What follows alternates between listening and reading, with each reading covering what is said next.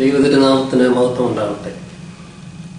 Kolenchery saint Peter's and saint Paul's യാക്കോബായ സുറിയാനി ദേവാലയത്തെ ചുറ്റിപ്പറ്റി കഴിഞ്ഞ ദിവസങ്ങളിലായി നടക്കുന്ന തർക്കങ്ങൾ ഇതിനകം കേരളത്തിനും പുറത്തുമൊക്കെ ചർച്ചയായി കഴിഞ്ഞിരിക്കുകയാണ്. നിർഭാഗ്യകരമായ ഈ സംഭവങ്ങളുടെ പശ്ചാത്തലത്തിൽ ആ ദേവാലയത്തെ സംബന്ധിച്ചും സഭാ തർക്കങ്ങളെ സംബന്ധിച്ചുമുള്ള ചില യാഥാർത്ഥ്യങ്ങൾ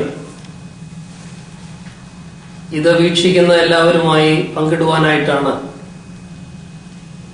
മലങ്കര സിറിയക് വോയിസ് ഈ ഒരു പ്രസ്താവന നടത്തുന്നത്. പരിശുദ്ധ യാക്കോബായ സുറിയാനി സഭയെ സംബന്ധിച്ചിടത്തോളം ഞങ്ങളുടെ സഭയുടെ പ്രാദേശിക മേലധ്യക്ഷനും മലങ്കരയുടെ യാക്കോബർദാനായുമായ ശ്രേഷ്ഠ കാതോലിക്ക ബാവ തിരുമനസിന്റെ നേതൃത്വത്തിൽ നടത്തിവരുന്ന പ്രാർത്ഥന അഖണ്ഡ യജ്ഞം ഒരു വാരം പിന്നിടുമ്പോൾ ഇതിലേക്ക് നയിച്ച ചില യാഥാർത്ഥ്യങ്ങൾ നിങ്ങളുമായിട്ട് പങ്കുവയ്ക്കുവാൻ ആഗ്രഹിക്കുകയാണ്. പരിശുദ്ധ യാക്കോബായ സുറിയാനി സഭ കോലഞ്ചേരിയിൽ നടത്തുന്ന പ്രാർത്ഥനായജ്ഞം ആരാധനാ സ്വാതന്ത്ര്യത്തിനു വേണ്ടിയുള്ള ധർമ്മസമരമാണ്. ഇന്ത്യൻ ഭരണഘടന എല്ലാ വിഭാഗങ്ങൾക്കും അവരുടേതായ രീതിയിൽ ആരാധനാ സ്വാതന്ത്ര്യം അനുവദിക്കുന്നു. ആ ആരാധനാ സ്വാതന്ത്ര്യത്തിന്റെ നഗ്നമായ ലംഘനമാണ് കോലഞ്ചേരി പള്ളിയിൽ കഴിഞ്ഞ ദിവസങ്ങളിലായി നടക്കുന്നത്.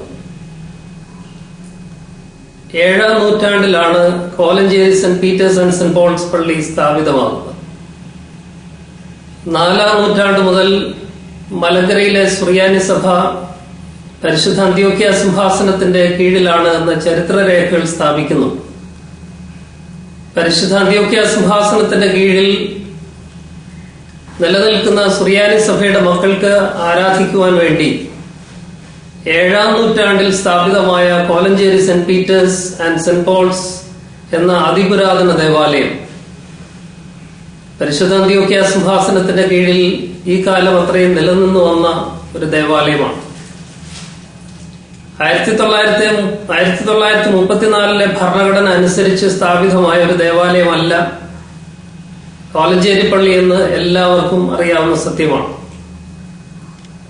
1912 ഒരു വിഭാഗം പരിശുദ്ധ അന്ത്യോക്യ സിംഹാസനവുമായിട്ട് മറുതലിച്ച് സ്വതന്ത്ര സഭാവാദവുമായി കാതോലിക്കേറ്റ് സ്ഥാപിച്ച് കോലഞ്ചേരി പള്ളി ഇടവകാംഗം കൂടെയായ മുറിമറ്റത്തിൽ ഈവാനിയോസ് എന്ന തിരുമേനിയെ കാതോലിക്ക ബാവായായി അന്ന് മുടക്കപ്പെട്ടിരുന്ന ഒരു പാത്രിയർക്കീസിനെ വിളിച്ച് വാഴിച്ച് സ്വതന്ത്ര സഭയായി പരിശുദ്ധ അന്ത്യോക്യ സിംഹാസനത്തിൽ നിന്ന് വ്യതിചലിച്ചു മാറിയപ്പോൾ അതിന്റെ പിറ്റേ വർഷം തന്നെ ആ ഇടവക പൊതുയോഗം ചേർന്ന് 1913 ഒരു ഭരണഘടന ഉടമ്പടി ഈ ദേവാലയത്തിന് ഉണ്ടാക്കിയിട്ടുണ്ട്. ആ ഉടമ്പടി അനുസരിച്ച് പരിശുദ്ധ അന്ത്യോക്യ സിംഹാസനത്തിന്റെ കീഴിലുള്ളവർക്ക് മാത്രം ഈ ദേവാലയം അവകാശപ്പെട്ടതാണെന്നും പരിശുദ്ധ അന്ത്യോക്യ സിംഹാസനത്തിന്റെ കീഴിൽ നിലനിൽക്കുന്ന പുരോഹിതർക്ക് മാത്രമേ അവിടെ ആരാധനകൾ അർപ്പിക്കുവാൻ അവകാശമുള്ളൂ എന്ന് വ്യക്തമായിട്ട് രേഖപ്പെടുത്തിയിട്ടുണ്ട്. അതുകൊണ്ട് 1934 ഭരണഘടനയാണ് ഈ ദേവാലയത്തിന് ബാധകം എന്നുള്ളത് തികച്ചും തെറ്റായ ഒരു പ്രസ്താവനയാണ്. കീഴ്ക്കോടതിയിൽ നിന്ന് വന്ന ഒരു വിധി അവർക്ക് അനുകൂലമായി എന്ന് വാദത്തിനു വേണ്ടി പറയാമെങ്കിലും വിധികളെ കുറിച്ച് സംസാരിക്കുന്നവർ ഇന്ത്യയുടെ പരമോന്നത നീതിപീഠമായ സുപ്രീം കോടതി വിധി 1995 സഭാ തർക്കത്തെ കുറിച്ച് ഒരു അന്തിമ വിധി പുറപ്പെടുവിച്ചിട്ടുണ്ട്. ആ വിധി ഈ കൂട്ടർ അംഗീകരിക്കുന്നുണ്ടോ എന്ന് ആദ്യം വ്യക്തമാക്കണം. 1995 സുപ്രീം കോടതിയുടെ അന്തിമ വിധി സംശയലേശമന്യെ വ്യക്തമാക്കുന്ന 2-3 സത്യങ്ങളുണ്ട്. അത് ഓർത്തഡോക്സ് പക്ഷം ആദ്യം അനുസരിക്കണം. അതിൽ വ്യക്തമാക്കുന്ന വലിയ സത്യങ്ങൾ ഇവയാണ്. പരിശുദ്ധ അന്ത്യോക്യ പാത്രിയർക്കീസ് ബാവ തിരുമനസ്സുകൊണ്ട് സുറിയാനി സഭയുടെ പരമ മേലധ്യക്ഷനാണെന്ന്, സുപ്രീം ഹെഡ് ആണെന്ന് അവിതർക്കിതമായി സുപ്രീം കോടതി പ്രഖ്യാപിച്ചിട്ടുണ്ട്. അത് മറുവിഭാഗം ലംഘിച്ചിരിക്കുകയാണ്. രണ്ടാമതായി മലങ്കരയിലെ സുറിയാനി സഭ ആഗമാന സുറിയാനി സഭയുടെ അവിഭാജ്യ ഘടകമാണെന്നും സ്വതന്ത്ര സഭയല്ല എന്നും വ്യക്തമായി കോടതി പ്രഖ്യാപിച്ചിട്ടുണ്ട്. അത് ലംഘിച്ചുകൊണ്ടാണ് ഇത് സ്വതന്ത്ര സഭയാണെന്ന് മറുവിഭാഗം വാദിക്കുന്നത്. അതുകൊണ്ട് സുപ്രീം കോടതി വിധിയുടെ നഗ്നമായ ലംഘനങ്ങൾ നടത്തുന്നവരാണ് ഒരു കീഴ്ക്കോടതി വിധി നടപ്പിലാക്കി തരണമെന്ന് ആവശ്യപ്പെടുന്നത്. ഇത് വലിയ ഒരു തമാശയാണ്. അതുപോലെ തന്നെ കോടതി വിധി വ്യക്തമാക്കുന്നുണ്ട്, കാതോലിക്ക പാത്രിയർക്കീസിന്റെ കീഴ്സ്ഥാനിയാണ്. പാത്രിയർക്കീസാണ് ഏറ്റവും പരമമേലധ്യക്ഷൻ എന്ന് വ്യക്തമായിരിക്കെ കാതോലിക്കായും പാത്രിയർക്കീസും സമന്മാരാണെന്നുള്ള വാദം അവര് ഉന്നയിക്കുന്നതും നഗ്നമായ വിധിയുടെ ലംഘനമാണ്. സുപ്രീം കോടതി വിധി വളരെ വ്യക്തമായിട്ട് പറയുന്നുണ്ട്, മാർത്തോമാ ശ്ലീഹായുടെ സിംഹാസനം ഹോണറോഫിക് ആണ്, അത് ആലങ്കാരികമാണ് എന്ന്.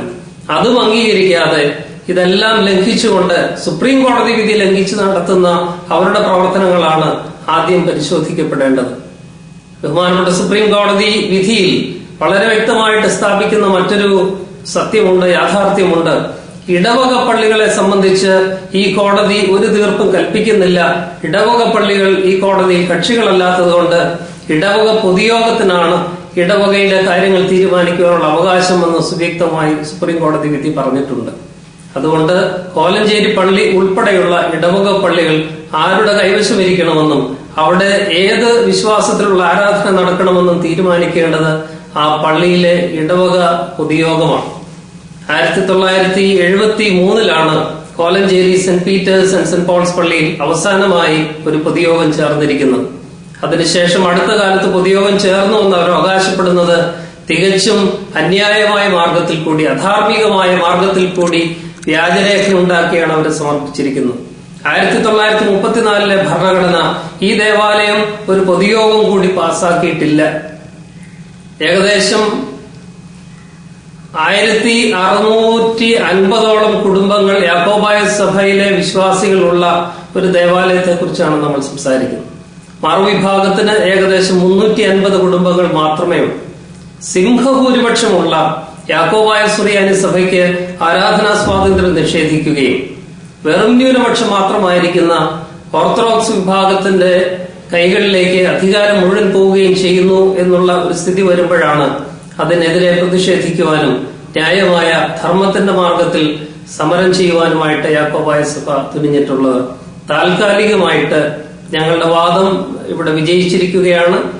സ്റ്റേറ്റസ് കോ നിലനിൽക്കണമെന്നാണ് ഇപ്പോൾ ബഹുമാനപ്പെട്ട കോടതി പറഞ്ഞിരിക്കുന്നത്.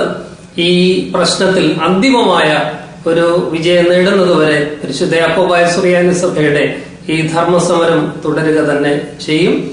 ഈ തർക്കം ശാശ്വതമായി പരിഹരിക്കുവാനുള്ള നിർദ്ദേശങ്ങൾ കാലാകാലങ്ങളിലായി സഭാ മേലധ്യക്ഷന്മാര്, ഇതര സഭാ മേലധ്യക്ഷന്മാരും മത നേതാക്കളും രാഷ്ട്രീയ സാമുദായിക നേതാക്കന്മാരും ഒക്കെ മുന്നോട്ട് വെച്ചിട്ടുണ്ട്. ഇപ്പോഴും അത് അവർ ആവർത്തിക്കുന്നുണ്ട്. ഏറ്റവും അടുത്ത ദിവസം മാർത്തോമാ സഭയുടെ വലിയ മെത്രാപ്പൊലീത്ത തിരുമനസ്സുകൊണ്ടും കത്തോലിക്കാ സഭയുടെ മെത്രാൻ സമിതിയുടെ പ്രതിനിധികളും ഒക്കെ വന്ന് ആവശ്യപ്പെട്ടിരിക്കുന്നതും അതാണ്. കോടതി വിധികളിൽ കൂടി ഇത് പരിഹരിക്കുവാനായിട്ട് സാധിക്കുകയില്ല. അതുകൊണ്ട് ചർച്ചകളിൽ കൂടി, മധ്യസ്ഥ ശ്രമങ്ങളിൽ കൂടി ഇത് ചർച്ച ചെയ്ത് ഇരുകൂട്ടരും ഭൂരിപക്ഷം അനുസരിച്ച് പങ്കുവച്ച് പിരിയുക, സഹോദരീ സഭകളായിട്ട് പിരിയുക എന്നുള്ളത് മാത്രമാണ് കരണീയമായിട്ടുള്ളത് എന്ന് പൊതുജനങ്ങളും പൊതുസമൂഹവും മേലധ്യക്ഷന്മാരും സാംസ്കാരിക നായകന്മാരും ഒക്കെ ഒറ്റക്കെട്ടായി ഒരേ സ്വരത്തിൽ പറയുമ്പോൾ അത് കേൾക്കുവാനുള്ള വിനയം മറുപക്ഷം കാണിക്കുമെന്നും മലബാർ ഭദ്രാസനം ഉൾപ്പെടെയുള്ള ഭദ്രാസനങ്ങളിൽ ഇത് സാധിച്ചിട്ടുണ്ട്, പ്രായോഗികമാക്കിയിട്ടുണ്ടോ എന്നുള്ള യാഥാർത്ഥ്യം മനസ്സിലാക്കി ഇരുകൂട്ടരും ഒരു മേശയ്ക്ക് ചുറ്റുമിരുന്ന് തങ്ങളുടെ പള്ളികളിലെ ഹിതപരിശോധന നടത്തി ഭൂരിപക്ഷം ആർക്കാണോ അവർക്ക് പള്ളി വിട്ടുകൊടുത്തുകൊണ്ട് ന്യൂനപക്ഷത്തിന് ഭൂരിപക്ഷം മറ്റു പള്ളി വച്ചുകൊടുത്തുകൊണ്ട് പരസ്പരം പിരിഞ്ഞ് സഹോദരീ സഭകളായിട്ട് വർദ്ധിക്കുവാനുള്ള സാഹചര്യമാണ് ഉണ്ടാക്കേണ്ടത്. യാക്കോബായ സഭ മുന്നോട്ട് വയ്ക്കുന്ന അടിസ്ഥാന ആവശ്യങ്ങൾ ഇതാണ്. തർക്കമുള്ള പള്ളികളിൽ ഹിതപരിശോധന നടത്തുക, പൊതുയോഗം വിളിച്ചുകൂട്ടി ഭൂരിപക്ഷം ആർക്കാണെന്ന് നിർണയിക്കുക, ഭൂരിപക്ഷത്തിന് പള്ളി വിട്ടുകൊടുക്കുക, ന്യൂനപക്ഷം മറ്റു പള്ളികൾ വെക്കുവാനുള്ള അവസരം ഭൂരിപക്ഷം തന്നെ വച്ചുകൊടുക്കുകയും ചെയ്യുന്ന ഒരു സാഹചര്യം ഉണ്ടാകണം. അതിലേക്കാണ് കാര്യങ്ങൾ നീങ്ങേണ്ടത്. ആ വഴിക്ക് കാര്യങ്ങൾ നീങ്ങുന്നു എന്നുള്ള ശുഭസൂചനയാണ് ഞങ്ങൾക്കുള്ളത്. യാക്കോബായ സുറിയാനി സഭ ധർമ്മത്തിന്റെ, ന്യായത്തിന്റെ, സമാധാനത്തിന്റെ മാർഗത്തിൽ ആരാധനാ